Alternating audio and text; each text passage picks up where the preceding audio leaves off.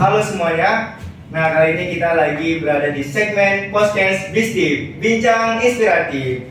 Nah, podcast Bistip ini ialah salah satu program kerja dari bidang media dan komunikasi PKIM Paperta Unsu periode Amalia 2023 dan 2024. Nah, pada kesempatan kali ini, Bincang Inspiratif pertama ini kedatangan narasumber yang sangat hebat nih, yaitu Abang Rizky apa nih? Halo Bang. Iya. Dan tema kita pada pagi hari ini tentang podcastnya yaitu peran mahasiswa di era pesta demokrasi nantinya di tahun 2024 nih. Nah, sebenarnya kita sapa dulu nih Bang Rizky apa nih sebagai narasumber kita. Halo Bang. Halo ya. Bagaimana kabarnya Bang? Ya, alhamdulillah lah dalam keadaan sehat. Semangat lah apalagi masih di pagi hari seperti ini. Iya. Nah, Abang Rizky Apani merupakan salah satu mantan ketua umum di periode Amalia 2022 dan 2003. Dan di periode Abang Da ini sangatlah keren dan sangat bagus tentang kepemimpinan Abang Da ini. Oke Pak. Nah, ngomong-ngomong kita ini kan akan membahas pesta demokrasi Pak nanti di 2024 nih Pak. Nah, oke Bang, saya akan menanyakan beberapa pertanyaan. Nah, sebelum itu Bang, saya akan menjelaskan dulu Bang, podcast ini tuh alasan kenapa dibentuk. Nah, tadi kan itu adalah program kerja dari bidang Medcom untuk tahun ini. Nah, fokus selama program ini adalah menggali wawasan dan pengalaman inspiratif para kader berkomunikasi dan menyampaikan informasi di lingkungan kampus nih. Melalui percakapan yang memotivasi, program ini bertujuan memberikan pandangan mendalam tentang peran bidang Medcom dalam membangun citra positif dan meningkatkan keterlibatan kader PKIM Paperta Unsu. Nah, selain itu meningkatkan keterampilan dan berkomunikasi mereka nih, kayak ada ruang podcast kan bisa dilihat publik di media sosial. Nah, oke, kita akan masuk ke pertanyaan selanjutnya. Pertanyaan pertama. Nah, ini Bang, kan pesta demokrasi nanti itu di tahun 2024 pada tanggal 14 Februari 2024 nih Bang. Nah, bagaimana menurut Abang Rizky Apani ini tentang pandangan dan peranan oleh generasi Z di era demokrasi nantinya Bang? Oke, terima kasih untuk Rehan ya dari Ketua Bidang Medcom Periode sekarang. Terima kasih sudah mengundang saya dalam kegiatan podcast kali ini. Sedikit membahas tentang podcast tadi ya. Jadi memang sebuah perkembangan untuk IMM Fakultas Pertanian sekarang untuk periode yang baru ini sudah mempunyai podcast. Sebenarnya ini di periode saya juga pengen saya ini ya membuat adanya podcast di periode saya, tetapi memang karena melihat keadaan dan situasi jadi kegiatan podcast tidak berjalan. Itu yang membuat periode ini, apalagi podcast pertama saya yang diundang. Iya. Oke, kembali ke pertanyaan tentang apa tadi? Peranan oleh generasi Z nih. Gen Z ya, biasanya kita para mahasiswa lah pasti. Iya. Memang untuk saat ini saya sekarang seringlah ikut bergerak di dunia politik, apalagi menuju demokrasi 2024 kali ini. Kalau berbicara tentang Gen Z, khususnya Gen Z dan milenial, saat ini kalau saya bilang penentu pemimpin di 2024 nanti adalah kita para mahasiswa, kita para milenial dan Gen Z. Kenapa saya bilang begitu? Karena pemilih nanti di tahun 2024 itu didominasi oleh milenial dan Gen Z. Ada sekitar 56%. Nah, jadi sudah lebih dari setengah pemilih itu adalah Gen Z dan milenial. Jadi mau tidak mau kita yang menentukan nih siapa pemimpin kita di tahun 2024 nanti. Sekarang berarti di 2024 didominasi setengah dari penduduk Indonesia ya Bang? Betul, setengah dari penduduk Indonesia pemilihnya itu adalah kita, kaum Gen Z dan milenial. Kan gitu. Jadi memang kalau melihat dari peranan bagaimana kita nanti ya, berarti peranan kita sangat penting nih, gitu. Peranan kita sangat penting.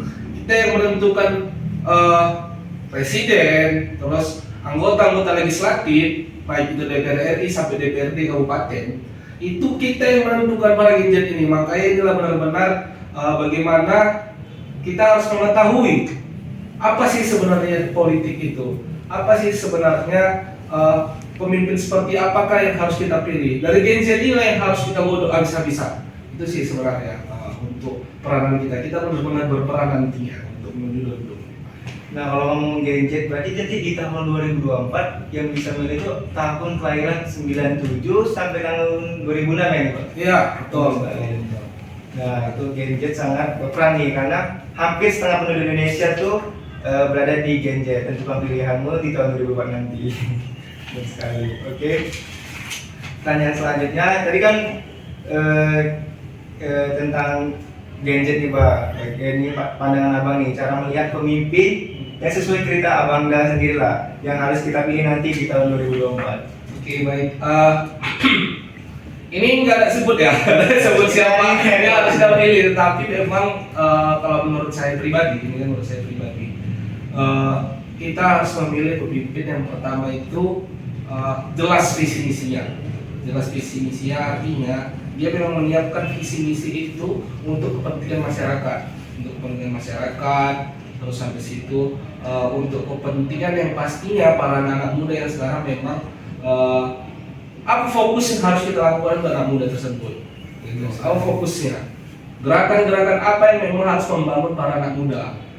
Visi misi yang seperti itu yang kita lihat dari kaum gadget. Kita menilai dari seperti itu. Gagasan-gagasannya, gagasan apa yang dibangun oleh salah satu pasangan calon, salah satu calon legislatif. Gagasan seperti apa sih yang menguntungkan bagi masyarakat, yang menguntungkan bagi anak muda? Itu yang dilihat. Jangan nanti kadang ini nih biasa ya kita apalagi masyarakat awam atau anak-anak muda awam, kita sering sewaktu mau pemilihan, asal selimpulna gitu, asal selimpulna pilih saya, asal selimpulna pilih saya. Itu yang harus kita, itu yang harus kita hindari. Money politik ini harus kita hindari. Kita harus melihat pemimpin yang menjual gagasan, bukan menjual uang. Itu yang harus kita pilih lah mana yang sebenarnya yang terbaik. Kalau dia mau ngasih uang terima aja, rasa saya. Ini menurut saya, kalau dia ngasih uang terima aja, tapi jangan pilih dia. Pilihlah yang menjual gagasan. Pilihlah yang sesuai dengan kriteria gadget ini. Gadget kuasa sudah sangat paham nih tentang bagaimana memilih pemimpin di tahun 2024. Jangan termakan dengan karena uang dia harus merelakan untuk bangsa nanti gitu benar kan Bang? Betul. Ada lagi nggak Bang kriteria lainnya gitu Bang? Yang pastinya visi misi gagasan itu sudah memang harus kita lihat dan lihatlah track record beliau gitu. Rekam jejak mereka. Lihatlah apa yang sudah dilakukan beliau di sebelumnya gitu. Contoh nih memang kalau kita membahas tentang Presiden 2024 ada kan ada 3 pasangan calon nih, 3 pasangan calon.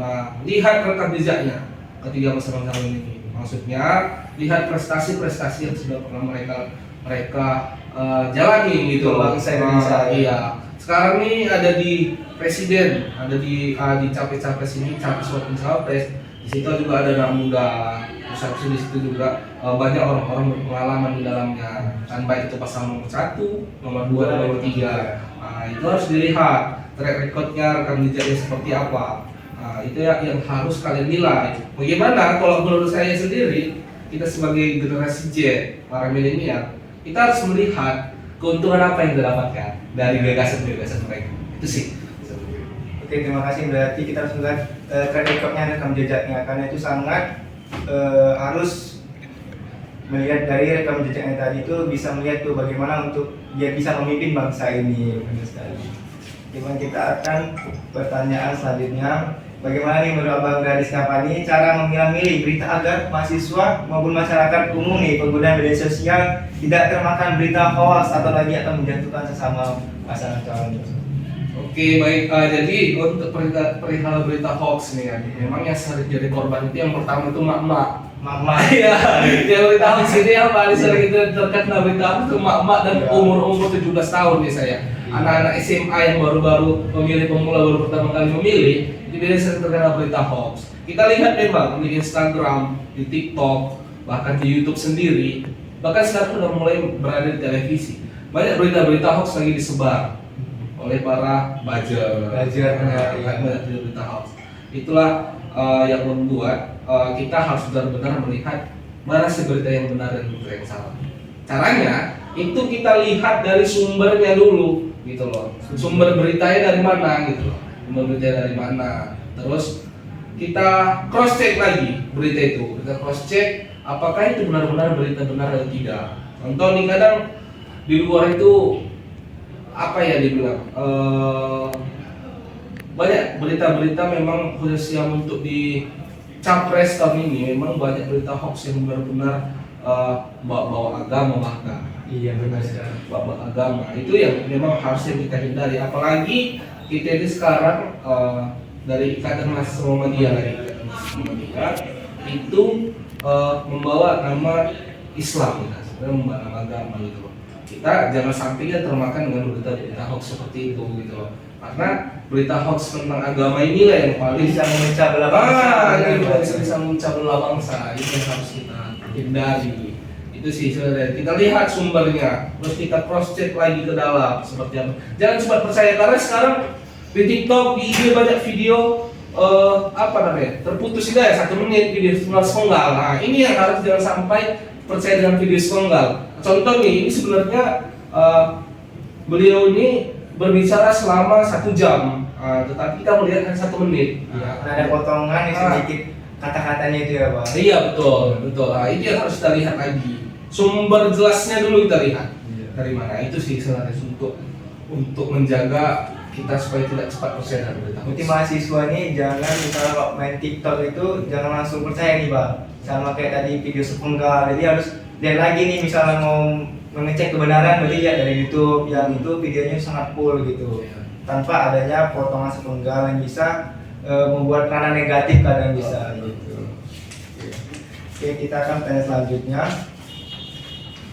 yaitu bagaimana Bang menurut Abang Reri sendiri tentang generasi muda atau mahasiswa dalam mencegah golput di pemilu nanti? Nah, pada tahun 2019 sesuai dengan hasil penelitian kami atau pencarian kami, menurut data LSI ini, lingkaran survei Indonesia terdapat 19,24% di semua kalangan umur nih, nggak hanya Gen Z yang tidak mencoblos pada tahun kemarin itu. Oke, untuk real golput memang ini sangat rawan sih. Menurut saya di tahun 2024 bakal lebih banyak gitu. Karena sudah mulai ketidakpercayaan masyarakat terhadap politik. Nah itu, jadi memang ini yang harus kita rubah, khususnya kita para kaum Gen Z dan apalagi kita mahasiswa. Kita yang harus mengajak kawan-kawan kita jangan sampai golput, apalagi kita aktif dalam organisasi IMM gitu. Maksudnya di sini adalah tadi sesuai selaras dengan pertanyaan yang pertama, bahwasanya Gen Z adalah penentu. Kita adalah penentu untuk pemimpin masa depan. Kita adalah penentu untuk pemimpin tahun 2024. Kalau kita aja golput, siapa lagi yang menentukan? Saat ini kita dikasih ini loh, dikasih kesempatan nih. Kita dikasih kesempatan untuk menjadi penentu. Nah, selama ini kita kan hanya objek-objek gitu loh. Iya, kita hanya objek. Sementara kita ingin kali ini pengen kita menjadi subjek gitu loh. Jangan kita hanya di tempat permainan saja. Kita harus bisa kita yang bermain saat ini gitu loh. Kita yang menentukan. Nah, jadi motivasinya adalah tetap tekankan pada diri kita bahwasannya kita adalah penentu pemimpin masa depan. Nah, jangan sampai kita menjadi golongan putih atau golput atau kita nggak memilih. Nah, untuk apa sih perkara satu suara? Ya, satu suara pun menentukan pemimpin masa depan. Nah, itu dengar mahasiswa. Satu suara menentukan Indonesia nih mau kemana? Iya, betul. Itu jadi. Nah, kadang-kadang nih yang golput itu sama aja nih aku milih pemimpin kan hidup gini-gini aja. Iya, gimana sih Bang? itu makanya saat ini saya juga banyak sih cerita-cerita di luar seperti itu. Itu apa sih satu suara pun nggak penting juga, nggak pada lihat. Terus habis itu tuh aku memilih toh ya hidup gini-gini aja gitu. Ya kalau nggak kita rubah kapan lagi gitu loh. Iya. Kan gitu contoh kecil ya gitu, makanya kalaupun udah kayak gitu ya jangan gara-gara kata-kata yang seperti itu kita makin malas memilih, tapi kita harus lebih giat memilih mana pemimpin yang tepat untuk memimpin masa depan, mana pemimpin yang tepat untuk memimpin 5 tahun ke depan gitu. Makanya sebenarnya kesalahan ini yang membuat kita apa ya dibilang hidup aja gini-gini aja, walaupun kita udah begini ya karena kita mau dibeli kemarin itu, kita mau dibeli suara kita kan gitu. Bagaimana kita bukan melihat gagasan yang diberi oleh calon-calon tersebut, tetapi kita meminta berapa ada uangmu sini biar aku pilih kau kan gitu ya, selama ini ya. Itu yang harus kita hindari sekarang kalau kita mau berubah untuk 5 tahun ke depan. Itu sih menurut saya. sesuai dengan ini ya Bang, tahun 2045 Indonesia akan menjadi Indonesia emas nih. Ya, betul. Maksudnya dari sekarang kita sudah bisa memilih pemimpin untuk 5 tahun ke depan sampai tahun berapa ya Bang? Sampai 8 apa? 2029. 5 tahun ya masa jabatannya. 2029 nanti ada pemilihan. Jadi untuk teman-teman mahasiswa janganlah golput ya. Ya betul, Karena betul. bisa lah memilih untuk mana pemimpin yang harus kita pilih nanti di tahun 2024 sendiri. Nah, Bang, pertanyaan selanjutnya nih. Menurut Abang seberapa penting sih organisasi mahasiswa, contohnya nih PKIMM Paperta Unsur sendiri nih, dalam berperan besar mensukseskan pesta demokrasi nanti nih? Oke, baik. Ini sudah pertanyaan paling menarik menurut saya. Karena memang ini membahas tentang nama organisasi. Gitu. Saat ini, khususnya di periode saya, kalau memang Rehan masih ingat, Rehan masih ada baru. Khususnya di periode saya, pergerakan IMM pertanian itu lebih banyak ke arah politik. Ke arah politik. Ini makanya gunanya sebenarnya kenapa saya bilang keberperanan organisasi terhadap demokrasi 2024 itu sangatlah penting begitu. Saat ini IMM itu sudah masuk ke namanya lembaga Bawaslu untuk pengawas pemilu. IMM banyak lah, IMM hampir seluruh Cipayung, nama Cipayung itu ada HMI, terus ada UGMNI dan lain-lain, itu digabungkan jadi badan pengawas pemilu. Jadi pengawas secara untuk pemilihan umum nanti ya. Nah, itu udah masuk IMM di dalamnya, begitu. Jadi kita adalah dewan pengawasnya itu untuk pemilu 2024 nanti. Walaupun kita sudah dikasih kesempatan itu, kenapa kita harus tidak melibatkan untuk demokrasi 2024? Seperti di periode semalam ya, Fakultas sering membahas tentang demokrasi 2024, demokrasi adiluhung Muhammadiyah, dan sering membahasnya milenial. Kegiatan milenial untuk tentang politik kita sering membuat, kita sering mengundang tokoh-tokoh politik untuk berhadir di kegiatan kita. Itu kan termasuk salah satu keberperanan kita terhadap untuk demokrasi 2024. Contohnya kita mendukung, mengundang tokoh-tokoh politik yang dari Muhammadiyah. Itu kan termasuk salah satu mendukung senior-senior kita. Ayolah, ya bunda, abang, kakak, yuk, biar kami dukung dari IMM. Kan seperti itu. Itulah kegunaan dari organisasi. Apalagi kita ortom Muhammadiyah. Kita harus mendukung orang-orang memang yang memiliki atau memiliki darah kader Muhammadiyah. Itulah kegunaan dari organisasi sendiri terhadap demokrasi 2024. Itu periode Abang sendiri dulu sering banyak diskusi politik ya Bang, kayak di kafe gitu, undang-undang itu berarti tokoh-tokoh Muhammadiyah juga ya sendiri. Iya, itu sangat penting sih Bang, karena kita harus berdiskusi dulu Bang sebelum 2024 tentang yang tadi itu organisasi tokoh-tokoh Muhammadiyah, orang-orang yang ingin maju nanti 2024. Karena kita harus mendukung juga nih sesama kader. Pertanyaan kita sudah sampai di penghujung acara nih Bang. Apa sih Bang motivasi yang bisa Abang kasih nih untuk mahasiswa atau generasi Z nanti di pemilu? Motivasi sebenarnya saya pun belum terlalu berpengalaman ya, jadi tidak bisa kasih motivasi besar. Yang pasti yang khususnya untuk Rehat juga, untuk kawan-kawan untuk periode Amaliyah 2023-2024 yang hari lagi berjalan dalam ber-IMM jangan takut untuk terjun ke politik, walaupun kita adalah kader, walaupun kita adalah mahasiswa Fakultas Pertanian. Itu intinya. Jangan takut untuk terjun ke politik, walaupun kita adalah mahasiswa Fakultas Pertanian. Kenapa saya bilang seperti itu? Karena saat ini kita sebagai kader IMM Fakultas Pertanian, kita harus berada di mana-mana. Maksudnya ada di dunia politik, ada nih, di dunia pertanian ada nih, di dunia pendidikan kita ada. Jadi di seluruh penjuru kita ada, karena saat ini kelemahan kita adalah itu gitu loh. Kita belum ada di mana-mana, belum seperti maaf nih seluruh ya kan, belum seperti IMM konser di luar sana gitu loh. Yang sudah ada di mana-mana, udah ada dengan bidangnya masing-masing gitu. Sementara kita hanya fokus dengan pertanian. Tapi kali inilah, ayolah gitu sama-sama kita. Ayolah kita terjun ke dunia politik, ayolah kita terjun ikut dalam belajar aja menuju demokrasi 2024 ini. Belajar aja kita sama-sama, kan gitu. Saat itu saya lagi belajar nih untuk menuju 2024 ini, bagaimana sih sebenarnya keadaan politik ini. kan seperti itu. Itu sih jangan sampai takut intinya. Jangan sampai takut ya bang dalam berorganisasi ini. Oh. Benar. Untuk podcast kali ini bang, apa sih tanggapan abang pada hari ini? Podcast pertama nih bang, Ya, dari bincang inspiratif ini. Nanti kita akan mengundang narasumber lainnya nih. Betul. Untuk pertama abang sendiri lah, gimana narasumber pertama kami? Jadi memang untuk podcast ya memang kita akui, kita apresiasi lah pasti ya. Kita apresiasi bagus karena memang tadi sesuai saya bilang di awal. Ini pengen nih saya lakukan gitu loh. Ini pengen saya sama kayak kalau bidang informasinya saya pernah mengirim file robot podcast saya kirim ke IG fakultas IMM Bidangnya saya kirim karena memang ayolah saatnya kita gunakan digitalisasi gitu loh, gunakan media sosial kalian.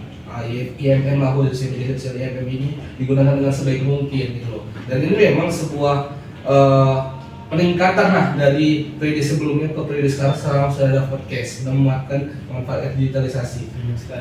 Sebarluaskan informasi yang ada dari podcast gitu loh. Undanglah orang-orang memang ini masukan ya. Undanglah memang apa pembahasan saat ini gitu loh. Undang langsung tokoh-tokohnya yang ada aja gitu loh. Gak usah perlu harus kita mengundang Najwa Shihab, nggak perlu kan itu yang ada aja. Tapi ini kan kayak sekedar sharing-sharing saja gitu. Sebenarnya sendiri juga kita akan mengundang narasumber dari kader-kader kita sendiri juga. Karena kita memberi ruang pada kader-kader karena banyak sekali inspiratif dari kader-kader kita. Tapi kita harus kali ini ujian Medcom bagaimana nih biar memberi mereka tuh wadah, biar itu mereka tuh bisa mengasih inspiratif pada kader-kader lainnya untuk sama-sama bisa berjuang nanti, bisa memotivasi dirinya sendiri itu untuk meningkatkan prestasi maupun lainnya nanti gitu. Oke, podcast inspiratif ini bisa dilihat di YouTube maupun media sosial lain PKIM Kota Unsur, di TikTok maupun di Instagram nantinya. Nah, akhir kata saya tutup dengan podcast Bisti pertama ini dengan narasumber Rizky Apani. Terima kasih bang telah datang di podcast pertama kami. Mohon maaf kalau ada kesalahan, ini podcast pertama kami.